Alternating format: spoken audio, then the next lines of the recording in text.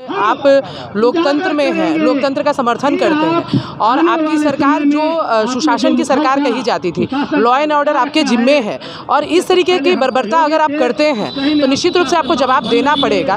मैं यही कहना चाहूँगी कि माननीय मुख्यमंत्री जी का विवेक शायद खत्म होते जा रहा है, क्योंकि एक बहुत बड़ी कहावत है कि जैसी संगति होती है आदमी का चरित्र वैसा ही होता जाता है। तो आप अपने सुशासन का जो रास्ता है उस पर से पूरी तरीके से हटते जा रहे हैं। तो अभी भी समय है, मौका है अपनी बात को, और इतनी बड़ी घटना होने के बावजूद किसी भी तरीके का कोई स्टेटमेंट नहीं आना मुख्यमंत्री जी की तरफ से, ये एक बहुत बड़ी और निंदनीय चीज़ है। आप एक राज्य के मुख्यमंत्री हैं, ठीक है, जो प्रदर्शन हुआ वो आपके विपक्ष की पार्टी के द्वारा हुआ, पर जो व्यक्ति का इसमें इस घटना के दौरान मृत्यु हुई वो तो आप ही के राज्य का निवासी था। आप इसको भी राजनीति पे कैसे तौल सकते हैं? कम से कम एक स्टेटमेंट तो आपकी तरफ से, आपकी सरकार की तरफ से आनी चाहिए थी।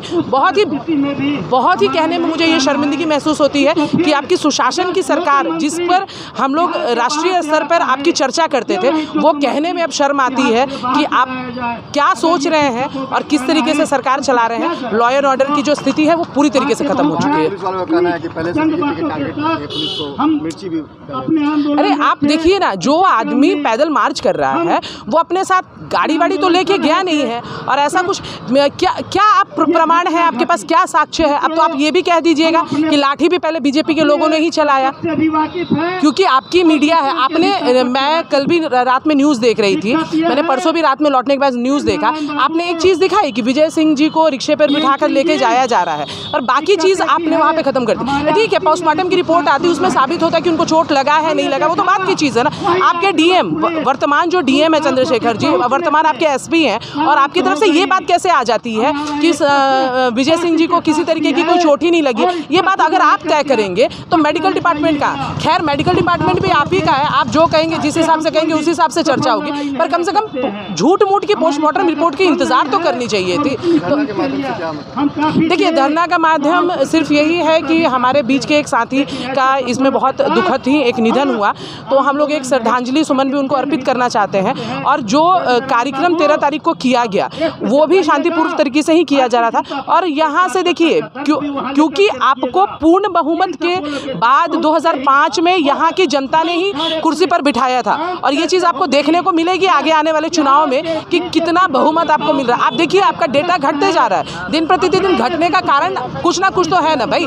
आपने फिर उसी जंगल राज का जो पहलू थाम लिया है, तो आपका जो पॉपुलरिटी है, नहीं मुझे चोट नहीं लगी, क्योंकि हम लोग शायद थोड़ा सा पीछे में थे, लेकिन बाकी जिन लोगों को भी चोट लगी, मैं मन से उनके लिए दुख व्यक्त करना चाहती हूँ। और बस ये उम्मीद करती हूँ कि आज के धरना के बाद भी आपका जो दिमाग का जो ताला बंद है वो खुले और कुछ अच्छा। आपने सुना होगा गुरुकुल, लेकिन अब देखने को कहाँ मिलता है। परंतु आज भी कहीं कहीं ऐसा विद्यालय है जहाँ पर गुरुकुल की परंपरा देखने को मिलती है, जहाँ पर संस्कार और अनुशासन कुट-कुट कर भरे हुए हैं। आरा में मझुआ स्थित संभावना आवासीय उच्च विद्यालय इसका जीता जागता उदाहरण है, जहाँ पर शिक्षा के साथ साथ संस्कार और अनुशासन बच्चों के अंदर कूट-कूट कर भरे जाते हैं, जहाँ पर बच्चों के अंदर आत्मनिर्भरता और सादगी के गुण पिरोए जाते हैं।